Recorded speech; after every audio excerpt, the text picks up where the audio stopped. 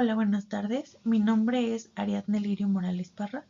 Soy residente de tercer año en Medicina de Rehabilitación y hoy vengo a presentar mi proyecto de tesis. El título de la tesis es Efectividad de una intervención educativa temprana y de un programa de rehabilitación en la recuperación funcional de pacientes posoperados por lesión de manguito rotador. Es un tema prioritario número 3 en padecimientos musculoesqueléticos, traumatología y ortopedia, y en el CIE 10 lo encontramos como síndrome del manguito rotatorio. Como antecedente, pues sabemos que el manguito rotador consta de 4 músculos que se originan en la escápula y se insertan en la cabeza humeral.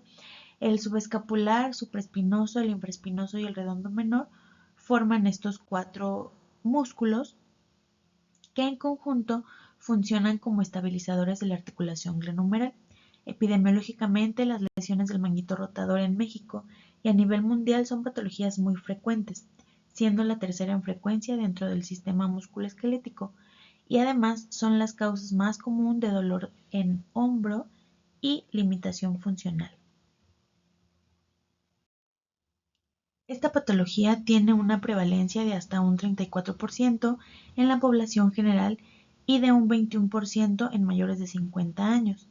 Se dice que solo el 40 al 50% de los afectados consultan por dolor y en la mitad de ellos los síntomas persisten un año después incluso de la primera consulta. Afecta principalmente a personas en edad productiva, lo que resulta en un gran costo para las instituciones de salud y la calidad de vida principalmente. Es causa de incapacidades laborales prolongadas que pueden alcanzar los 365 días, afectando la reintegración a la vida laboral. El problema del ausentismo reside en que, a pesar de la benignidad de este padecimiento, es decir, que la resolución se espera en no más de 4 a 6 semanas, el 50% de los casos siguen presentando datos clínicos por más de 18 meses, aunado a una alta recurrencia alrededor del 30%. El aumento de la edad y las personas con dolor unilateral también corren el riesgo de sufrir un desgarro en el manguito rotador del hombro opuesto. Después de los 65 años existe el 50% de probabilidad que el desgarro sea bilateral. Se presentan síntomas como dolor, debilidad y limitaciones en el movimiento del hombro y pueden ser causadas principalmente por la edad, debido a cambios degenerativos, principalmente en la microestructura del tendón y en su vasculatura, pero también por factores externos como tabaquismo, traumatismos principalmente causados por ocupación o algún deporte. Estos pacientes inician con diagnóstico de hombro doloroso, con sintomatología dolorosa, ¿no? Persistente a pesar del tratamiento inicial, motivo por el cual se deben ser estudiados por la especialidad de traumatología y ortopedia. En el servicio específico puede ser de SCAR. Esto según las guías propias del IMSS. Bien, siguiendo el siguiente protocolo, de acuerdo al protocolo de atención a hombro doloroso del IMSS que se publicó el 18 de octubre del 2024, cuando el paciente sigue con la sintomatología dolorosa, pues envía al servicio de traumatología y ortopedia y este se encarga de investigar prácticamente los aspectos relevantes sobre el dolor del hombro mediante la historia clínica.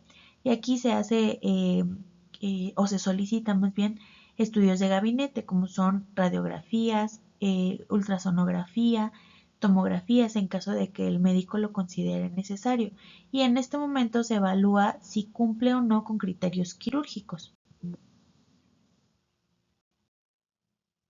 En caso de que los estudios previamente solicitados nos guíen hacia justamente el diagnóstico de lesión de manguito rotador, se puede realizar aparte, pues obviamente la exploración complementaria de maniobras específicas de hombro y se determina si es necesario el complementar con estudios diagnósticos, principalmente resonancia magnética, que es como el gol estándar para ver si son candidatos o no a manejo por medio de artrosis. En los últimos 10 años, la artroscopía se ha convertido en el procedimiento de elección en la reparación de las lesiones del manguito rotador. debido a que es una potente herramienta diagnóstica que permite la identificación y el tratamiento de este tipo de lesiones, además que limita drásticamente el daño de otras partes blandas con una recuperación menos dolorosa. Y pues como ya les comenté, el cirujano pues debe de valorar las características de la rotura principalmente por resonancia magnética antes de decidir el procedimiento, teniendo en cuenta pues varias características, ¿no? Personales, anatómicas y biológicas para evitar principalmente pues fracasos de la cirugía y o reintervenciones posteriores. Como planteamiento del problema tenemos que el aumento sostenido en el número de procedimientos quirúrgicos, especialmente por vía artroscópica, ha generado una demanda creciente de estrategias de rehabilitación eficaces, accesibles y además adaptadas a las necesidades del paciente posoperado. La rehabilitación temprana ha demostrado beneficios en la recuperación del rango de movimiento y la reducción de la rigidez articular, sin incrementar el riesgo de otra rotura en reparaciones pequeñas o moderadas. Sin embargo, persiste un debate clínico sobre el momento óptimo para iniciar la movilización, especialmente en pacientes con variabilidad en el tipo de lesión, técnica quirúrgica empleada y condiciones musculoesqueléticas asociadas. A esto se suma la alta tasa de abandono de los programas convencionales de rehabilitación, atribuida a barreras logísticas, falta de seguimiento estructurado y escasa personalización de los protocolos. En este contexto, la telerehabilitación emerge como una alternativa prometedora para mejorar la adherencia, facilitar el monitoreo remoto y optimizar la continuidad del tratamiento. No obstante, la evidencia sobre su eficacia en población latinoamericana es limitada y heterogénea, lo que dificulta la estandarización de guías clínicas y la toma de decisiones basadas en evidencia. Por lo tanto, se identifica una necesidad urgente de generar evidencia local para la efectividad de un programa de rehabilitación temprana asistido por telerehabilitación en pacientes posoperados por lesión de manguito rotador. Este estudio busca abordar esta brecha evaluando su impacto en la funcionalidad del miembro superior, la movilidad articular y la calidad de vida, con el fin de contribuir al desarrollo de protocolos clínicos más eficaces, accesibles y contextuales. Como justificación, la rehabilitación temprana, junto con un seguimiento estructurado que prevenga el abandono de las fases críticas del proceso posoperatorio, es determinante para lograr una recuperación funcional completa de hombro tras una reparación artroscópica del manguito rotador. Aunque los protocolos convencionales de rehabilitación se centran en recuperar la fuerza y el rango de movimiento, su aplicación sin seguimiento adecuado puede derivar en inmovilización prolongada, menor funcionalidad, dolor persistente y alteraciones posturales. En contraste, la rehabilitación temprana ha demostrado ser segura y eficaz en diversos estudios internacionales, sin aumentar el riesgo de otra rotura. Sin embargo, la evidencia sobre su implementación mediante telerehabilitación sigue siendo limitada y controversial, especialmente en contextos latinoamericanos, donde factores como el acceso tecnológico, la adherencia y la validación de herramientas de medición aún presentan desafíos. Este estudio se justifica por su potencial para generar evidencia local sobre la eficacia de un programa de rehabilitación temprana asistido por telerehabilitación en pacientes adultos intervenidos por artroscopía de hombro. Los resultados podrían traducirse en beneficios clínicos concretos como la mejora de la funcionalidad del miembro superior, recuperación de la independencia en actividades de la vida diaria y el incremento de la calidad de vida. Además, contribuirá al desarrollo de protocolos estandarizados adaptados a la realidad nacional, fortaleciendo la práctica clínica en rehabilitación y ofreciendo alternativas costo-efectivas y accesibles para el seguimiento postoperatorio. La pregunta de investigación quedó como ¿cuál será el efecto de una intervención educativa temprana y un programa de telerehabilitación en la recuperación funcional del hombro a las 6 y 12 semanas postquirúrgicas de una artroscopía de manguito rotador en pacientes entre 50 y 65? Y aquí tenemos nuestro acrónimo PICOT, donde P pues tenemos a pacientes entre 50 y 65 años. La intervención va a ser una intervención educativa prequirúrgica seguida de una ejecución domiciliaria del programa mediante telerehabilitación. Es un diseño sin grupo control. La comparación va a ser intraindividual, pre y postquirúrgica. Los resultados esperados van a ser los cambios en la funcionalidad, el dolor y en el rango articular, además de la calidad de vida. Y en cuanto al tiempo, pues se espera hacer una evaluación prequirúrgica y el seguimiento que puede ser a las 6 y a las 12 semanas postquirúrgicas. Como hipótesis general, pues tenemos que la implementación de una intervención educativa de rehabilitación temprana con un programa domiciliario influye en los resultados clínicos de pacientes operados de manguito rotador, específicamente en la funcionalidad, el dolor y en los rangos de movimiento del hombro, al ser evaluados en distintos momentos del proceso postoperatorio. Como hipótesis alternativa, la implementación de una intervención educativa de rehabilitación temprana asistida con un programa de telerehabilitación producirá una mejoría en la funcionalidad, dolor y los rangos de movimiento del hombro al comparar los resultados prequirúrgicos con los de las 6 y a las 12 semanas posoperatorias. Y en nuestra hipótesis nula, la implementación de una intervención educativa de rehabilitación temprana asistida con un programa de telerehabilitación no producirá una diferencia estadísticamente significativa en la funcionalidad, el dolor y los rangos de movimiento del hombro al comparar los resultados prequirúrgicos con los de las 6 y 12 semanas postoperatorias. Como objetivo general, analizar y evaluar los cambios en la funcionalidad del dolor y el movimiento articular del hombro, así como la calidad de vida percibida por el paciente antes de la intervención quirúrgica y a las 6 y 12 semanas postquirúrgicas en pacientes posoperados de manguito rotador que recibieron una intervención educativa acompañada de un programa de telerehabilitación. Como objetivos específicos, explorar los factores asociados a la adherencia al programa de telerehabilitación domiciliaria, comparar los resultados antes de la intervención quirúrgica y posterior en la misma en dos tiempos diferentes, e identificar la presencia de complicaciones como dolor persistente y o rigidez durante el seguimiento. Para el apartado de metodología, tenemos que este estudio se realizará en el Hospital de Traumatología y Ortopedia Dr. Victorio de la Fuente Narváez, en la Torre de Ortopedia, en el piso 3 de hospitalización y en consulta externa. Y van a ser pacientes entre 50 y 65 años con lesión de manguito rotador posoperados de artroscopía de hombro. Y el protocolo se dará de la siguiente manera. Durante el periodo de hospitalización se realizará la evaluación inicial e intervención educativa o enseñanza en la etapa prequirúrgica, que va a ser más o menos durante los 3 días previos a la cirugía programada. Se pedirá a los pacientes que llenen las escalas Quick Dash y SPADI, que es para valorar la funcionalidad y el dolor, así como la SF-12 para calidad de vida, y se dará la enseñanza del programa de ejercicios con la explicación de objetivos y tipo de trabajo por semana.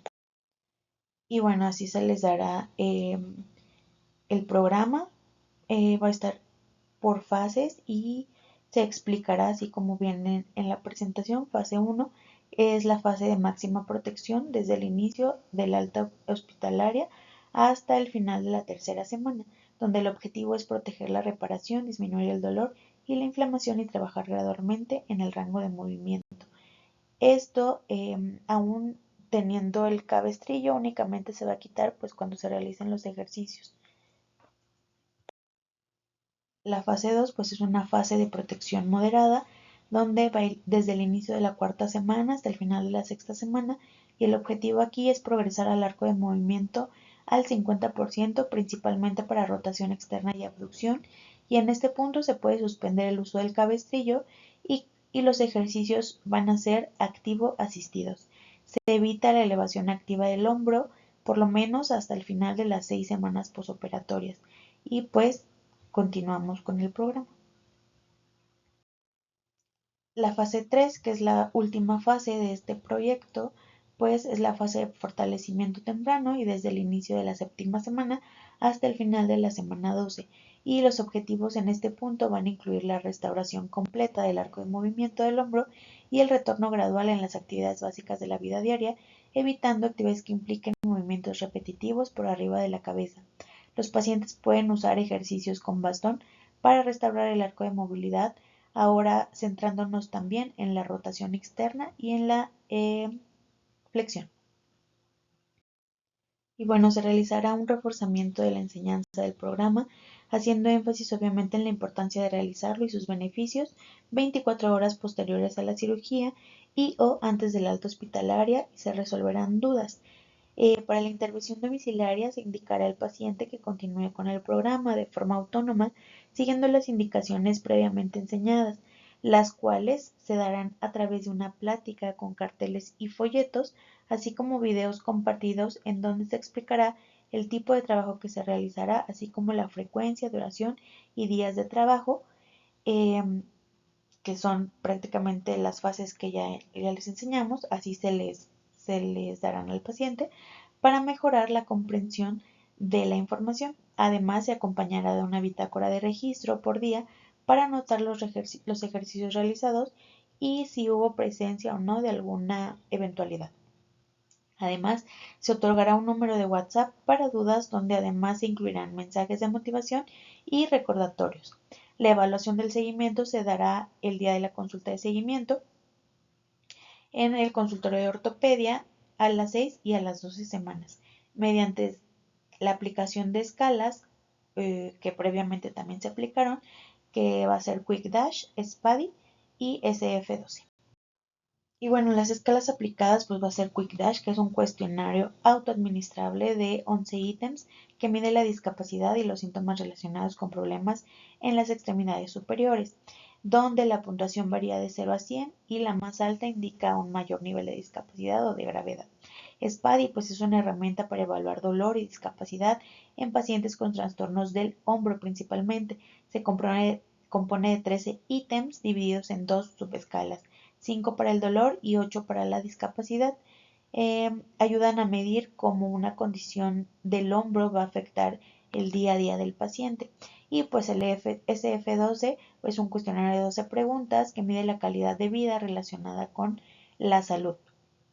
Aborda 8 dominios que van a ser funcionamiento físico, limitación del dolor físico, dolor corporal, salud general, vitalidad, funcionamiento social, limitaciones del rol emocional y salud mental. El diseño de estudio pues es de tipo de intervención cuasi experimental, tipo de análisis va a ser descriptivo, por el número de veces que se mide la variable es longitudinal y por el momento en el que ocurre la variable pues es. Los criterios de inclusión pues van a ser pacientes entre 50 y 65 años, mujeres y hombres, diagnóstico de lesión de manguito rotador, candidato a reparación quirúrgica mediante artroscopía, capacidad de manejar los dispositivos móviles y pues para seguir indicaciones. Como criterio de exclusión, pues sería previa cirugía artroscópica para reparación del mismo hombro, pacientes que desarrollen complicaciones postquirúrgicas que impidan justamente realizar el protocolo, otras patologías de hombro y pues el abandono del protocolo o una evaluación incompleta. Se incluirán todos los pacientes que cumplan los criterios mencionados durante el periodo de recolección, eh, que será pre y postquirúrgico. El tamaño de la muestra, de acuerdo a la población anual del 2024, se encontraron 320 pacientes y se utilizó la siguiente fórmula. El tamaño de muestra fue calculado en G-Power 3.1 utilizando el modelo de comparación de medidas apareadas y basándonos en la diferencia separada del puntaje Quick Dash igual a 5 puntos, desviación estándar de 15, el nivel de significancia del 0.05 y un poder estadístico del 80%, el tamaño de la muestra obtenido fue de 65 pacientes, debido a que el número anual total por inyecciones es de 320 pacientes. Se decidió calcular el ajuste para una población finita y se propuso un tamaño de corrección de 53 pacientes. Dentro de las variables vamos a tener pues edad, sexo, patologías crónico-degenerativas como diabetes, el consumo de tabaquismo, lateralidad, tipo de ocupación, tamaño de la lesión, mínima, parcial o completa, la etiología que va a ser traumática o degenerativa, tiempo desde el inicio de los síntomas, agudo, crónico o subagudo, y pues las escalas, SPADI, Quick Dash y SF12. Para el análisis estadístico, pues los datos serán capturados en una base de datos creada en Excel y se realizará el análisis con el programa IBM SPSS versión 29. Para análisis descriptivo, pues las variables cualitativas serán reportadas por medio de frecuencias y porcentajes. Se realizará prueba de normalidad a las variables cuantitativas por medio de la prueba de Kolmogorov-Smirnov. Las variables cuantitativas serán reportadas en medias y desviación estándar si tienen distribución normal y bien medianas con percentiles si tienen distribución libre.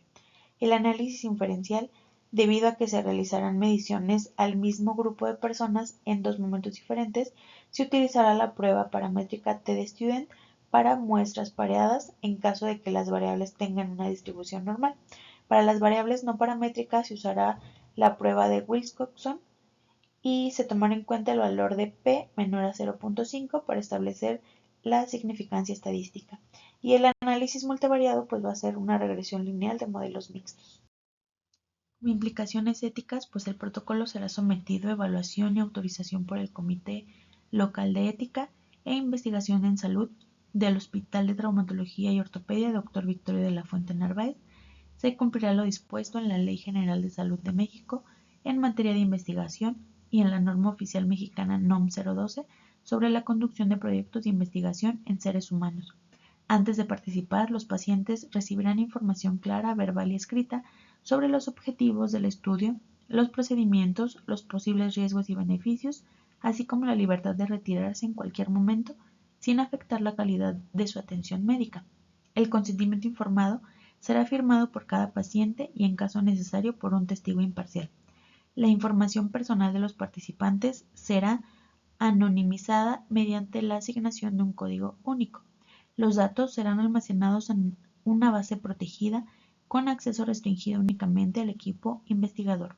Se respetarán los lineamientos de la Ley Federal de Protección de Datos Personales en posesión de los particulares. Los riesgos se consideran mínimos, posible dolor leve o fatiga durante la ejecución de ejercicios de rehabilitación. En caso de presentar molestias significativas, el participante podrá detener el procedimiento. Como contribución, pues contribuirá a la generación de evidencia científica aplicable a la práctica clínica en población mexicana. El estudio se regirá por los principios de respeto a las personas, beneficencia, no maleficencia y justicia establecidos en la Declaración de Helsinki. Se garantizará la equidad en la selección de participantes sin discriminación por sexo, religión, nivel económico u ocupación. Los resultados obtenidos serán comunicados en una tesis de posgrado, siempre manteniendo la confidencialidad y el anonimato de los participantes. Y eso es todo. Muchas gracias.